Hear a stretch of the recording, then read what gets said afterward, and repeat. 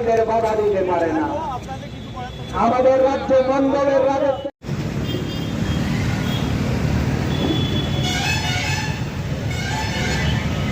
বাজার গরম করছেন।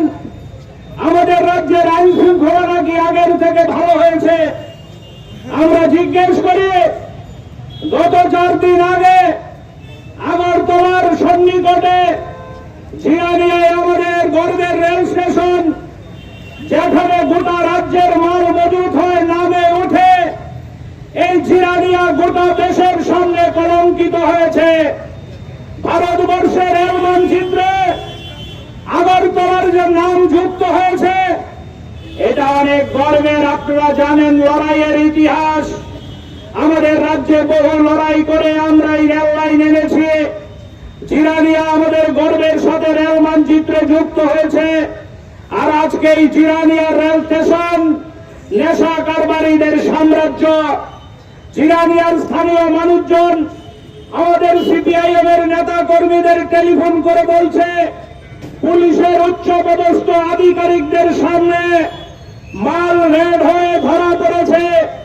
আবার এই মাল শ্রমিকদের বিশ্রামাগারে ঢুকে যায়, পুলিশের সামনে এগুলো আবার লুকোচুরি খেলা হয়।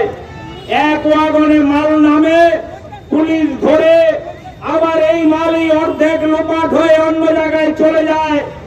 আরেক ওয়াগন মাল নাকি এসছে, পুলিশ হদিশ করতে পারছে না। আমরা জিজ্ঞেস করি, এটার নাম কি আইনের শাসন? এই সরকার ডাবল ইঞ্জিনের সরকার বাজার গরম করছে। তারা বলছে আমাদের রাজ্য নাকি নেশামুক্ত ত্রিপুরা। এখন নেশামুক্ত ত্রিপুরার বদলে রেলে করে দিল্লি থেকে সরাসরি নেশা সামগ্রী আমাদের রাজ্যের মধ্যে প্রবেশ করছে। আমরা বলছি, আমি আপনাদের জিজ্ঞেস করি, এখানে যারা আমাদের কথা শুনছেন, আমরা বলছি না, আমরা বিরোধী দল সিপিআইএম বলছি না।